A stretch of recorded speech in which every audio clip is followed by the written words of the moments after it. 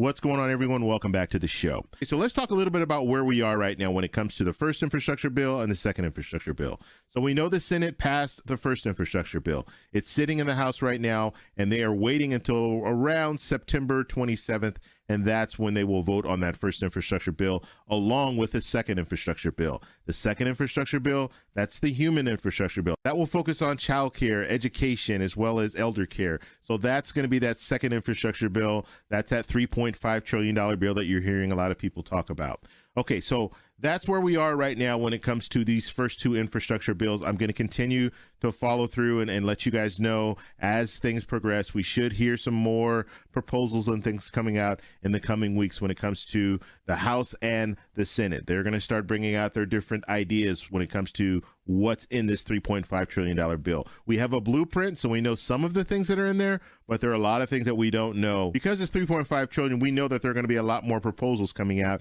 And Senator Bernie Sanders has already indicated that he wants it at $3.5 trillion. He had it higher. He had it around $5 trillion or $6 trillion, then brought it down to $3.5 trillion. So the way he sees it, he's already negotiated it down to $3.5 trillion. You do have some Senate Democrats. You have senators like Senator Sinema, Senator Manchin. They're not really comfortable with a $3.5 trillion bill. So we'll have to see how they negotiate and bring this second infrastructure bill to reality. So that's where we are when it comes to the infrastructure bills. But I want to talk a little bit about some of the questions that you guys have been asking me. So here's one of the questions here.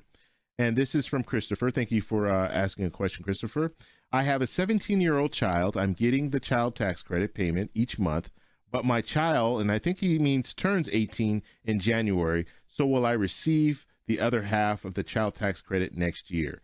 So the answer is yes, you'll receive the other half. Basically, this child tax credit is for 2021. So what they did is they didn't start it in January, the beginning of 2021. They waited until halfway through, and that's why they're doing the monthly payments until December. And then when you file your taxes, your 2021 taxes, you'll be filing those in 2022. When you file those taxes, you're going to get the other half. That's the way that it works. So Christopher, I hope that answered your question. The next question here, I hope and pray they don't try to take away, like Medicare, raising everything. When it comes to this comment, I did post a video yesterday talking about Social Security, how they're going to make it some increases with Social Security when it comes to COLA. And so I've had some people ask me similar questions to this. Are they going to raise Medicare as well? And things like that. So when it comes to Medicare, as it stands right now, we know in this second infrastructure bill, Senator Bernie Sanders wants to make some changes to Medicare. He wants to add dental, vision, and hearing. He also wants to lower the age requirement, lower it down to 60 instead of where it is right now. And so that's something that will help out when it comes to Medicare. He also wants to lower the cost of medication. So that should help when it comes to Medicare. So if we are in a situation where COLA does go up and we're looking at a 6% increase when it comes to Social Security, let's hope that this second infrastructure bill will address some things when it comes to Medicare and at least lower that down a little bit, because I know some people are very, very concerned with that. So we're going to have to follow that second infrastructure bill, see where it goes. If Senator Bernie Sanders has his way, he does want to make some cost adjustments and some reductions when it comes to Medicare. Okay, the last question that I'm going to address today, anything more about federal wage increase? So talking about the $15 an hour minimum wage, we started hearing a lot about that earlier this year, but you don't hear anything else about it. And part of the reason is because they were trying to pass that $15 an hour minimum wage through reconciliation before. And we know that the Senate parliamentarian came down and said that they could not have this $15 an hour minimum wage in there. It would not qualify for a reconciliation bill.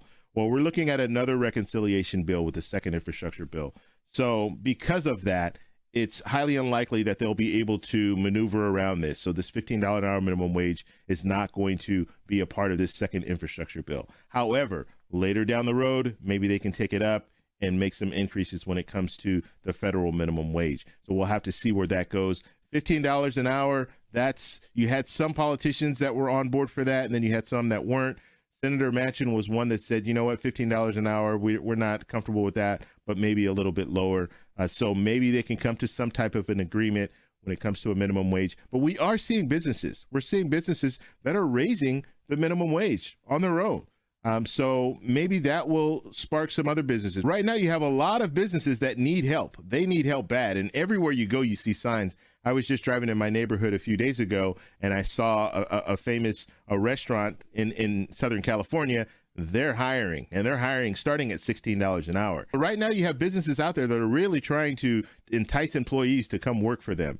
So that's a good thing. It's actually, this is a market for employees, not the employers. So it's a little bit strange. Usually it goes the other way, but right now we're seeing a lot of employees getting a lot of incentives to work. So that's all I have for you guys today. If you guys have any questions, post them down below. We're going to have a really busy couple of weeks coming up because we're going to start hearing more proposals, and as those proposals come out, I'll make sure to let you guys know what's going on. So make sure you subscribe and hit that little bell notification. That way, when I post a video, you'll know that it's posted because you'll get a notification. So that's all for now.